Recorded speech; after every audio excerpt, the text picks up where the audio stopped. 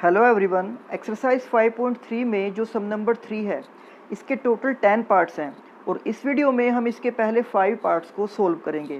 तो यहाँ पर कहा गया है in an A P given a equals to 5, d equals to 3 and a n equals to 50, find n and S n। तो आप यहाँ पर देख सकते हो कि किसी ए पी के अंदर हमें 3 वैल्यू गिवन है a, d and a n और हमें इसमें n और एस एन को फाइंड आउट करना है। तो हम सबसे पहले यहाँ पर लिखेंगे a equals to 5, d equals to 3 and a n equals to 50। और यहाँ पर अब हम यूज़ करेंगे a n का फॉर्मूला जो मैंने आपको एक्सरसाइज 5.2 में बताया था, that is a plus n minus 1 into D. और इस फॉर्मूले के अंदर हम a की वैल्यू पुट करेंगे 5, d की वैल्यू पुट करेंगे 3 और यहाँ राइट हैंड साइड में लिखा हुआ है 50। इसके बाद 3 को जब हम n से मल्टीप्लाई करेंगे तो 3n और 3 को -1 से मल्टीप्लाई करेंगे तो -3। अब इसके बाद 3n को एज इट इज़ हम यहाँ पर लिख देंगे एंड 5 - 3 इज़ 2 और इस 2 को हम लेकर जाएंगे राइट हैंड साइड में माइनस में एंड 50 - 2 इज़ 48। और जब इस 3 को हम 48 के डिवाइड में लेकर जाएंगे तो 3 से 48 को डिवाइड करने के बाद हमारे पास आ जाता है 16। यानी कि हमें जो यहाँ पर फाइंड करना था n और एस n, उसमें से हमारे पास n की वैल्यू आ गई है 16। अब इसका यूज़ करके हम फाइंड करेंगे एस n को।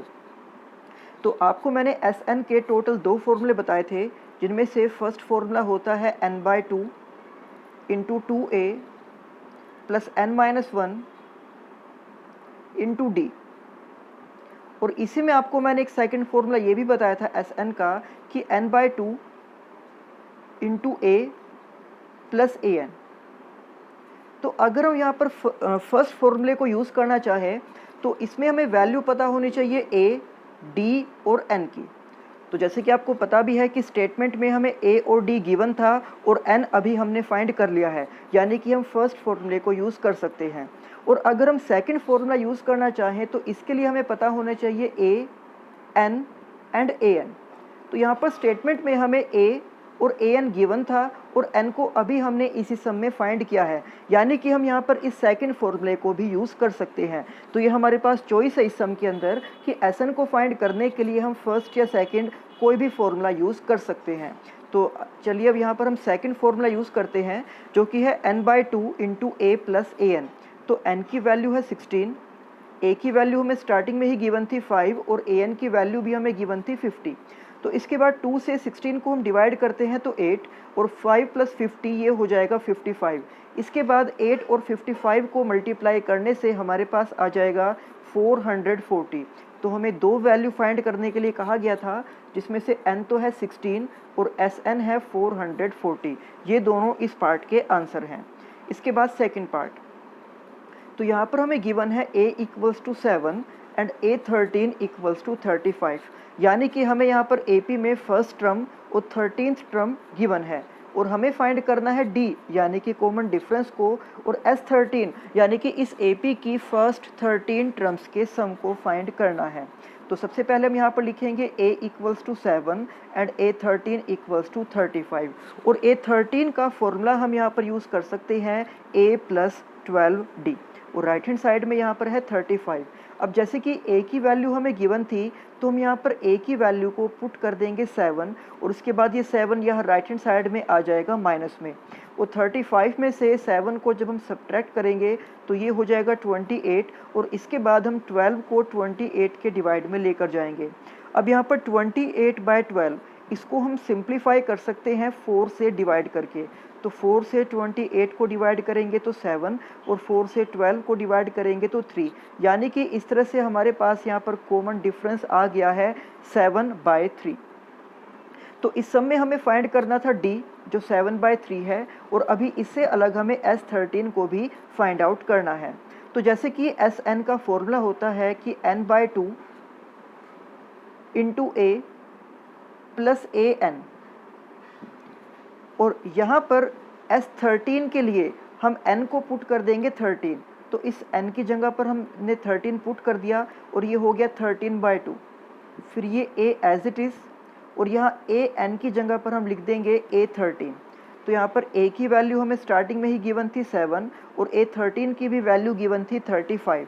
तो 7 + 35 इज़ 42 और 42 को जब हम 2 से डिवाइड करेंगे तो ये आ जाएगा 21 एंड नाउ 13 × 21 इज़ 273। और यहाँ पर S13 को फाइंड करने के लिए जो Sn का फर्स्ट वाला फॉर्मूला होता है यानी कि n/2 × 2a + n-1 × d, हम इसका यूज़ भी कर सकते थे क्योंकि a की वैल्यू हमें स्टेटमेंट में गिवन थी, n की वैल्यू हमारे पास है 13 क्योंकि हमें S13 फाइंड करना है और d को हमने इसी सम के अंदर फाइंड किया था, तो इसलिए हम यहाँ पर फर्स्ट फॉर्मूला यूज़ करके भी S13 को फाइंड आउट कर सकते थे और वहाँ से भी हमें सेम यही वैल्यू मिलेगी 273।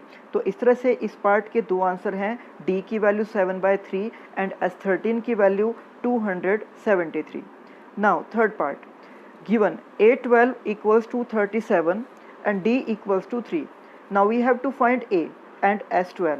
तो यहाँ पर हमें किसी AP की 12th टर्म गिवन है, साथ में हमें उसका कॉमन डिफरेंस भी पता है, तो हमें उस AP की फर्स्ट टर्म यानी कि a को फाइंड करना है और उसी AP की पहली 12 टर्म्स के सम को भी फाइंड आउट करना है।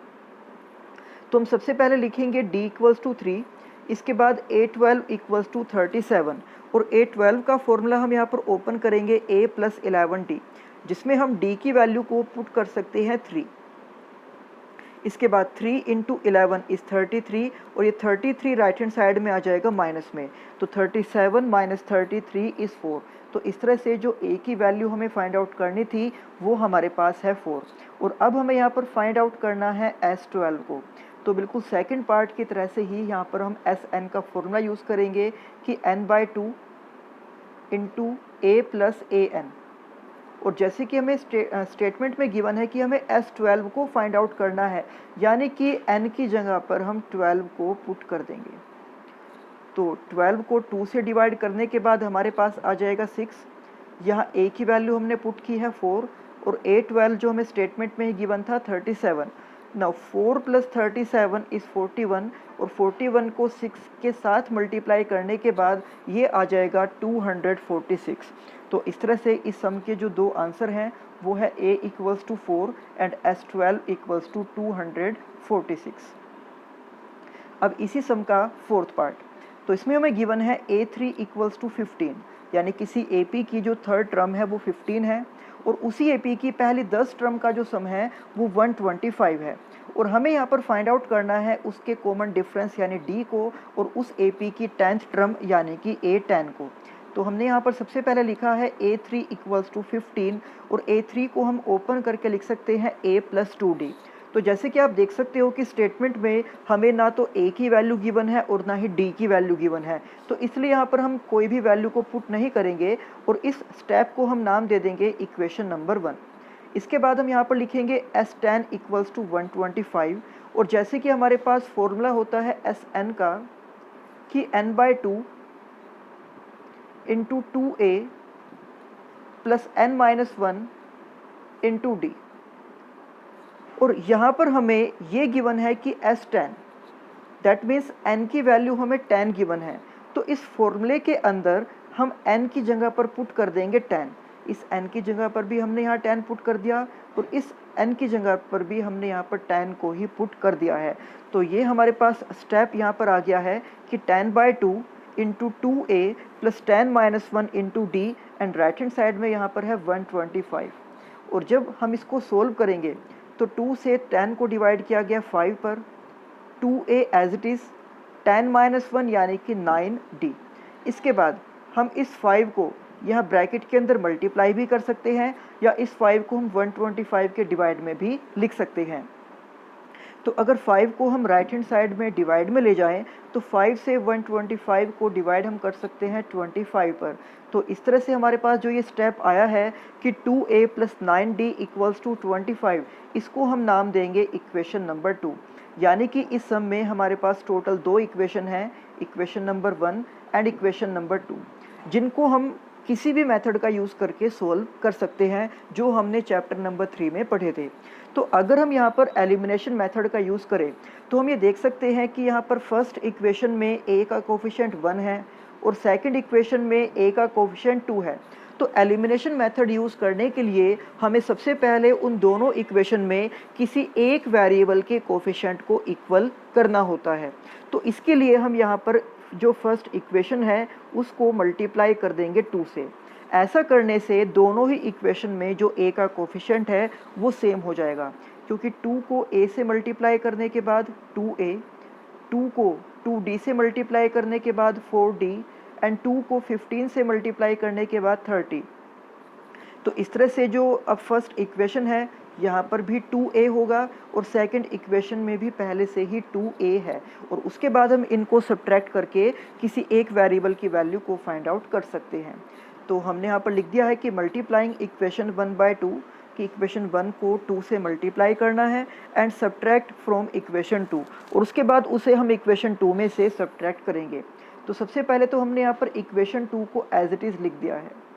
उसके बाद इक्वेशन 1 को जब 2 से मल्टीप्लाई किया गया तो वो इक्वेशन बन जाएगी 2a + 4d = 30, और इनको सब्ट्रैक्ट करने के लिए यहाँ पर हमने इनके टर्म्स के साइन को चेंज किया है, और अब 2a - 2a ये कैंसिल आउट हो जाएगा, 9d - 4d तो ये आ जाएगा 5d। इसी तरह से 25 - 30 तो यहाँ पर नेगेटिव का नंबर बड़ा है तो इसलिए ये आ जाएगा -5। अब यहाँ पर हम इस 5 को -5 के डिवाइड में लेकर जाएंगे, और 5 से -5 को हम डिवाइड कर सकते हैं -1 पे, यानी कि अब हमारे पास इस d की वैल्यू आ गई है, और इस d को हम इक्वेशन 1 या 2 में पुट करके a की वैल्यू को फाइंड आउट कर सकते हैं। तो हमने d को इक्वेशन 1 में पुट किया, 2 को -1 से मल्टीप्लाई करने के बाद -2, और जब -2 को राइट हैंड साइड में ले जाएंगे तो ये हो जाएगा प्लस में, देन 15 + 2 = 17। तो यानी कि इस तरह से यहाँ पर d की वैल्यू है -1 और a की वैल्यू है 17। तो हमें इस पार्ट के अंदर फाइंड आउट करना था d को, जो अभी हमने फाइंड किया था -1, और अब हम फाइंड करेंगे a tan को। तो a tan का फॉर्मूला होता है a + 9d, और हम यहाँ पर a की वैल्यू पुट करेंगे 17 और d की वैल्यू हम पुट करेंगे -1। इसके बाद 9 को -1 से मल्टीप्लाई करने के बाद ये हो जाएगा -9, और 17 में से हम 8 को सब्ट्रैक्ट करेंगे तो ये 17 में से 9 को सब्ट्रैक्ट करेंगे तो ये हमारे पास आ जाएगा 8। तो इस तरह से इस पार्ट के अंदर हमें फाइंड आउट करना था d और a tan को, और d की वैल्यू हमारे पास आई है -1 और a tan की वैल्यू हमारे पास आई है यहाँ पर 8। अब इसी सम का फिफ्थ पार्ट, जिसमें हमें गिवन है d की वैल्यू 5, s9 की वैल्यू 75, और हमें यहाँ पर फाइंड करना है a यानी कि फर्स्ट टर्म को और a9 यानी कि नाइन्थ टर्म को। तो हम यहाँ पर लिखेंगे d = 5, s9 = 75, और यहाँ पर जो sn का फॉर्मूला होता है कि n/2 × 2a + n-1 × d। इस फॉर्मूले में हम n की जगह पर पुट कर देंगे इस 9 को इस तरह से, और जब हम इसको सोल्व करेंगे तो 9/2 एज इट इज़, ये 2a ये भी एज इट इज़, 9 - 1 यानी कि 8 × d।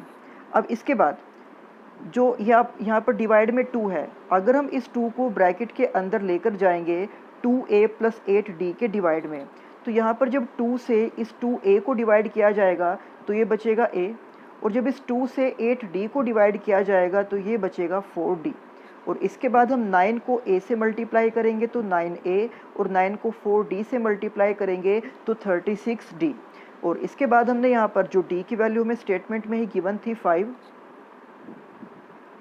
इस वैल्यू को हम यहाँ पर इस स्टेप के अंदर पुट कर देंगे। देन 36 × 5 = 180, और 180 को हम लेकर गए हैं राइट हैंड साइड में माइनस में, 75 - 180 = -105, और इस 9 को हम -105 के डिवाइड में लिखेंगे। अब इसको सिंप्लीफाई करने के लिए हम इन दोनों को डिवाइड कर सकते हैं 3 से, तो जब 3 से इसको डिवाइड करेंगे ये आ जाएगा -35, और 3 से 9 को डिवाइड करेंगे तो ये हो जाएगा 3। तो हम कह सकते हैं कि यहाँ पर जो a है उसकी वैल्यू है -35/3, और अभी हमें इसमें फाइंड आउट करना है a9 को। तो a9 के लिए हम यूज़ कर सकते हैं यहाँ पर a + 8d, इसमें हमने a की जगह पर पुट किया है -35/3 जो अभी इसी सम में हमने फाइंड किया, और d की जगह पर हम यहाँ पुट कर सकते हैं 5 को, देन 8 × 5 = 40, और इन दोनों को सोल्व करने के लिए हम यहाँ पर 40 के डिवाइड में लेट करेंगे 1 को, देन 3 और 1 का जो एलसीएम है वो हो जाएगा 3। अब हम यहाँ 1 से -35 को मल्टीप्लाई करेंगे तो -35, और 3 से 40 को मल्टीप्लाई करेंगे तो 120। इसके बाद 120 में से 35 को जब सब्ट्रैक्ट किया जाएगा तो ये आ जाएगा 85 एंड डिवाइड बाय 3, यानी कि इस पार्ट के अंदर हमें a की वैल्यू फाइंड करनी थी तो वो है -35/3, और a 9 की वैल्यू फाइंड आउट करनी थी तो वो है 85/3। तो ये थे इस सम नंबर 3 के पहले 5 पार्ट्स। अब इसी सम के जो बाकी पार्ट्स हैं वो हम करेंगे नेक्स्ट वीडियो में। तब तक आप इसके पहले 5 पार्ट्स की अच्छे से प्रैक्टिस करना। तो मिलते हैं आपसे नेक्स्ट वीडियो में। Thank you.